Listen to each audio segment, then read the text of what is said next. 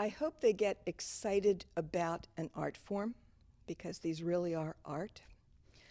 I hope they realize the continuity that this represents.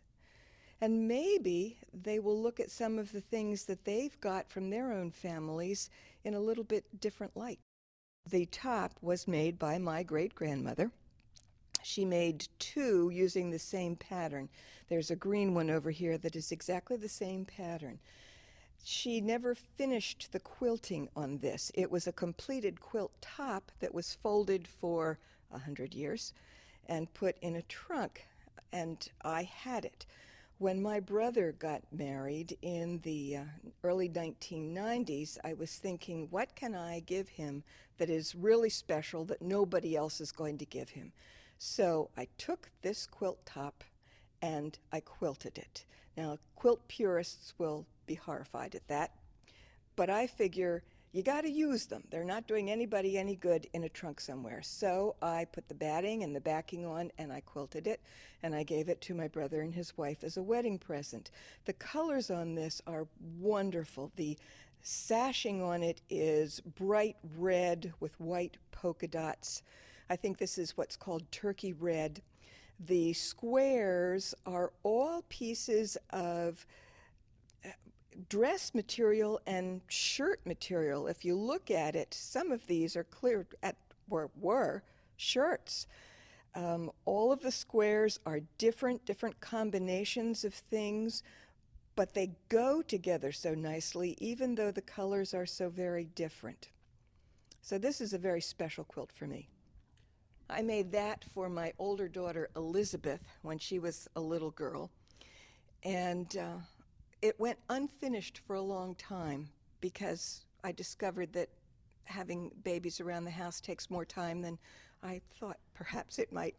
So I didn't actually get the squares put together until she was a teenager, and then she used that on her bed. It has been used and washed and washed and washed and used, so the colors are a bit faded, but it's essentially red, white, and blue. That particular pattern is called a Lemoyne star, and it's tricky to get all the points of the star to meet in the middle and to come out exactly right on the edge of the square. At home, we have them everywhere. We have them draped on the sofa because we have to snuggle in a quilt while we watch television. There's always a project going on, so I use a lap hoop to do that.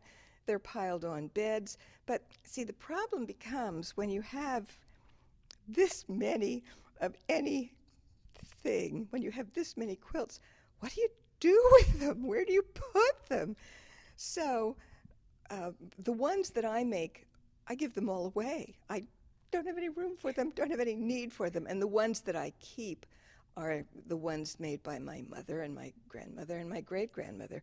And several of these that you see here are quilts that my grandson, Emily's son Jackson, now uses on his bed because he likes to have them to snuggle too. You look at it and think, oh, it's just a baby quilt, but no.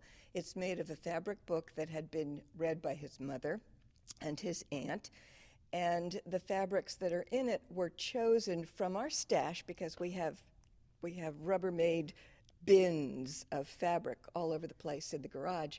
So the fabrics were chosen with great care to accentuate the colors in the book.